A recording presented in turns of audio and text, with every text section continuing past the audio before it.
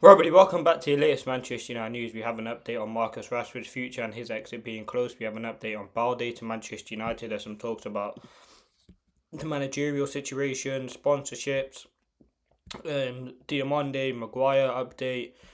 We're getting all the latest news and we'll go through it as well. So let's start off by talking about the Rashford stuff. So it came out earlier today from a variety of sources, really, suggesting that Manchester United have no intention and are not renegotiating with Barcelona over the option fee for Marcus Rashford for his loan to become permanent. The current option fee is around £30 million. Manchester United will not budge and renegotiate.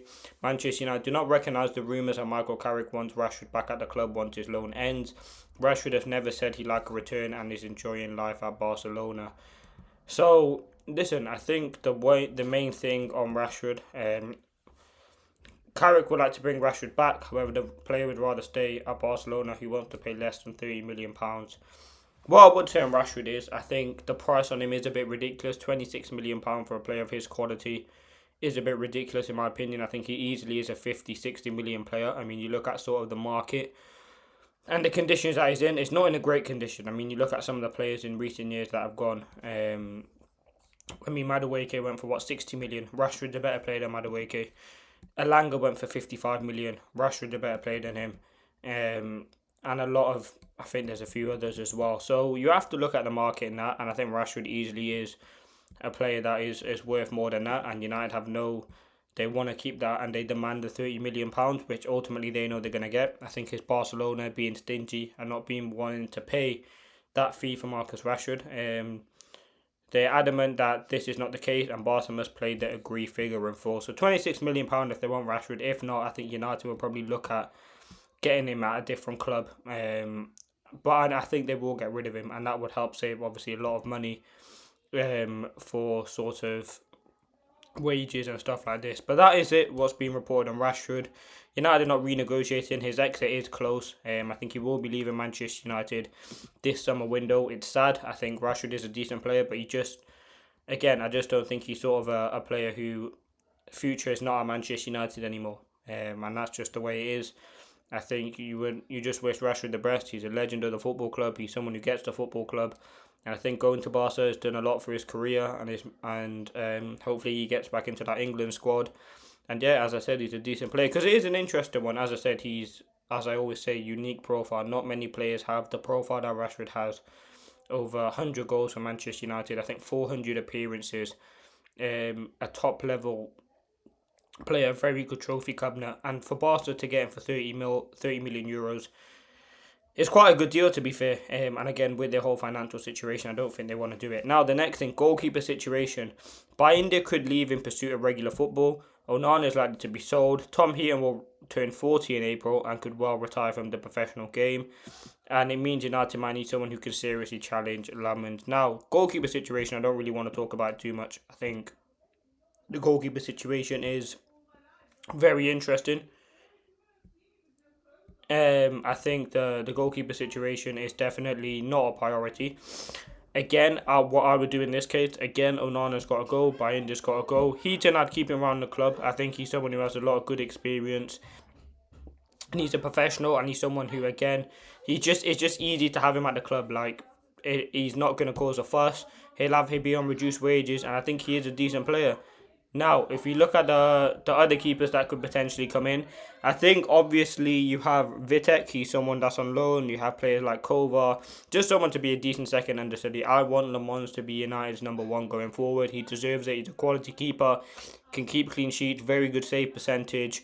And for me, he's a goalkeeper who, again, I'm so happy United signed him. He's a young option. Again, I would have preferred someone with a bit more experience, but the way in which he's coming, he's a calm present, and I think he's the goalkeeper that I want. As I said, in terms of second choice, I think keep Heaton, promote someone like a Dermot Me or someone like that who can have a big part to play, or just being around it, which is good experience for them. So now we're going to talk about the recruitment. Manchester United will undergo a full recruitment process for the next manager, consider all options available.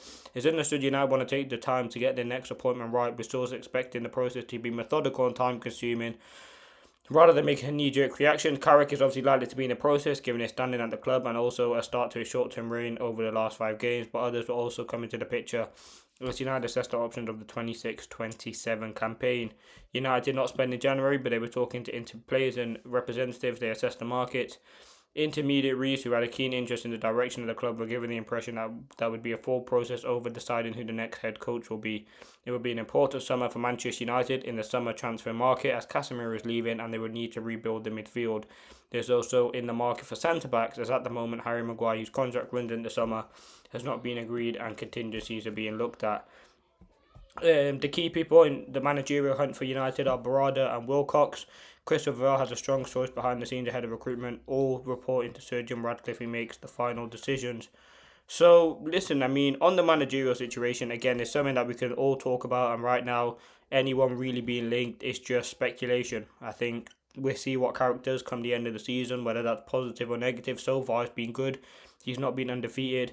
2 clean sheets in 5 games has been positives, and we'll see how the remainder of the season goes. I think if he gets Champions League football, he continues the morale. I mean, all the players speak highly of him, which I think they're going to do anyway, of any guy that come in. But you can see there's a real camaraderie, togetherness, and the vibes are back at Manchester United. Again, I'm not saying we're back. I think there are still a lot of improvements to be made, and little kind of tiny things, but the positive signs are there, and I think the way in which we're playing, the confidence, the simple things really. He's got players in their natural positions. He's got people scoring goals. He's keeping players happy.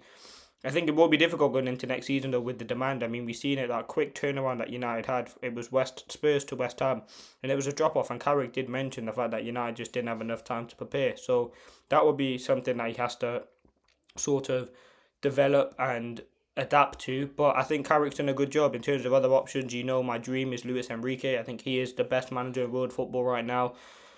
But again, is he going to leave? Obviously, Tuchel signed a new deal. Ancelotti signed a new deal. So it's going to be potentially a Nagelsmann.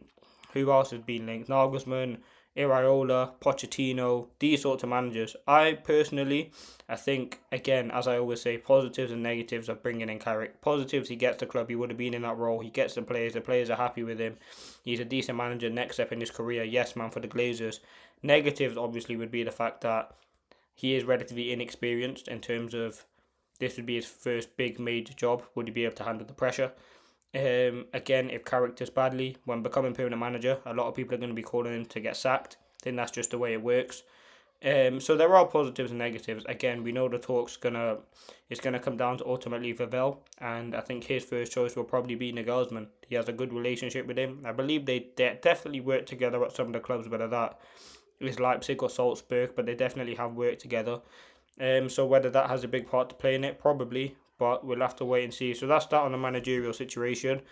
The next thing I want to talk about, Manchester United Football Club are eyeing Alejandro Balde as a top left-back target from Barcelona. An opening offer of £35 million could be made soon. That's coming out from Team Talk and a Spanish source, sorry. So what I would say about Balde, decent player, 22, has a release clause of £1 billion, which I don't think any club's going to pay.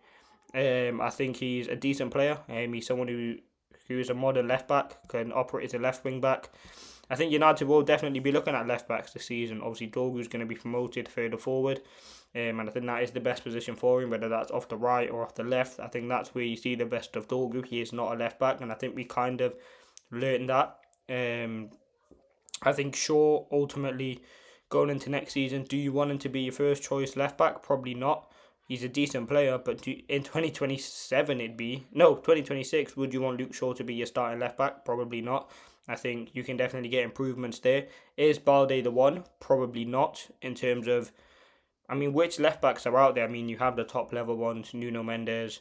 I think Nico Riley, Aït-Nouri, they're good players. Kirkes looks good. But you look at a lot of the clubs, they are bringing in new fullbacks and they're modernising the sort of way in which they're going about things. You look at sort of, as I said, Liverpool, they're moving on Robertson, who's a legend of their clubs, bringing in Kirkes. City, they've removed the likes of Zinchenko.